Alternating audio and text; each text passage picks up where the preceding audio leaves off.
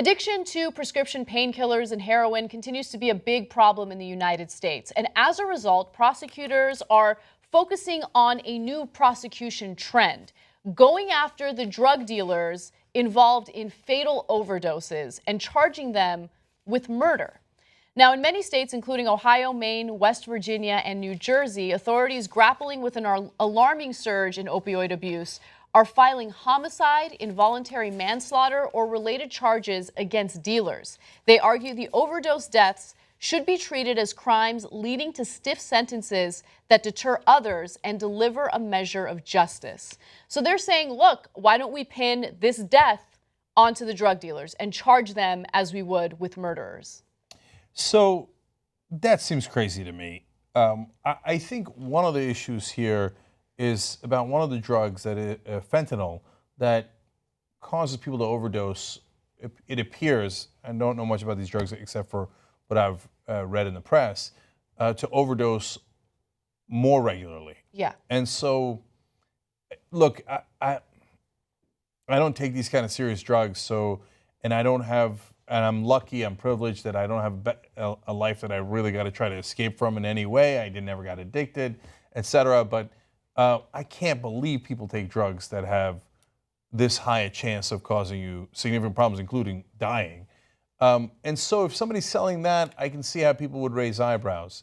But it's not like anybody who takes fentanyl dies. It's not like, or it's even, again, I'm sorry that I don't have the exact percentages here, but a high enough percentage where you'd say, well, you obviously should have known that if you sold the guy fentanyl or heroin or these other drugs, that he was clearly going to die.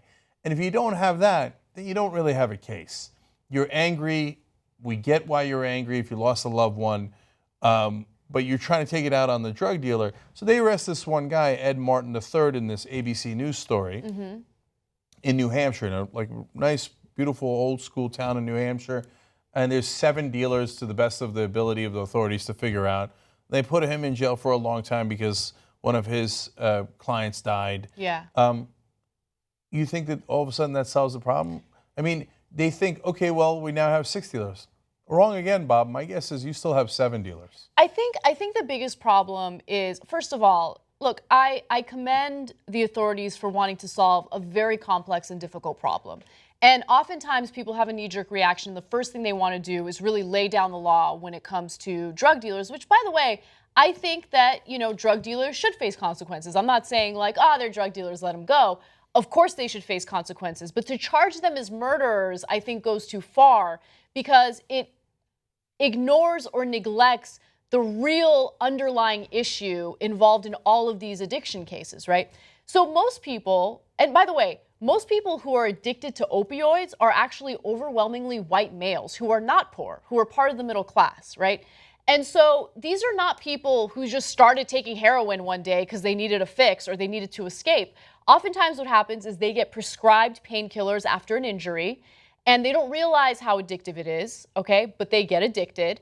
And then all of a sudden they can't get it from their doctor, so they buy it on the black market. If you buy opioids on the black market in prescription pill form, they're very expensive, $30 a pill.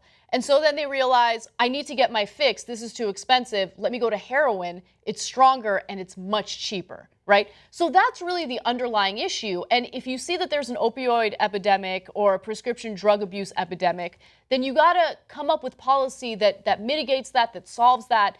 But unfortunately, that's not what we do. We immediately go to the people who have become addicted and we treat them as if they're terrible, hardened criminals that need to be in prison for the rest of their lives.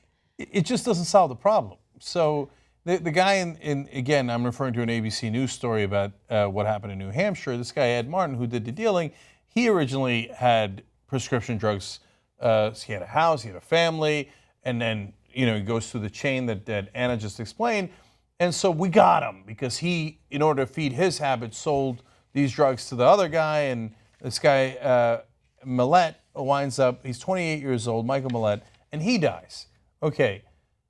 Yeah, but putting Martin in jail did not address the underlying problem at all. At all. Even if it was 6 dealers left in that small town, it would be irrelevant. But in reality, they just get replaced. There'll be 7 dealers. That's irrelevant. The relevant part of the problem is, how they all got started in the first place. And the way they got started was because they got hooked on painkillers. And that stuff is legal. And by the way, encouraged, greatly encouraged. There's a whole industry that makes significant profit pushing that stuff. You want to arrest those drug dealers? Of course not. No, you're not going to do that, are you? And by the way, we have alcohol dealers in this country, right? We have people who encourage you to buy alcohol, to drink alcohol, to enjoy alcohol, to go, what's that thing that you do at football games? Tailgating, whatever, like everything you do at football games. And do people die from using alcohol too much? Of course they do. Yeah. They die from overdoses. They die from drinking and driving. They certainly do it at a lot greater rate than, for example, marijuana. But if, we go after those drug dealers. But when it comes to the legal drugs like alcohol and pharmaceutical companies, they are greatly protected, even though they oftentimes lead to more deaths. And so, because the reason is, if there's a profit to make, for people who are rich and powerful.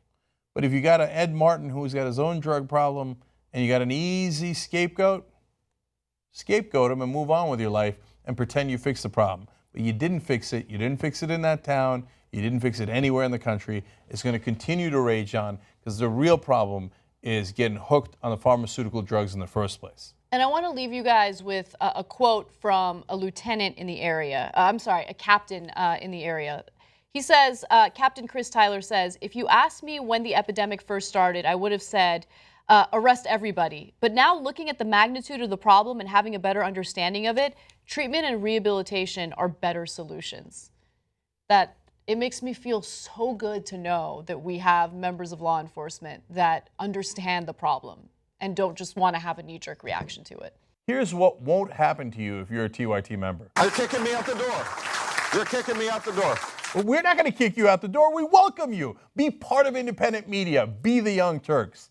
TYTnetwork.com/join.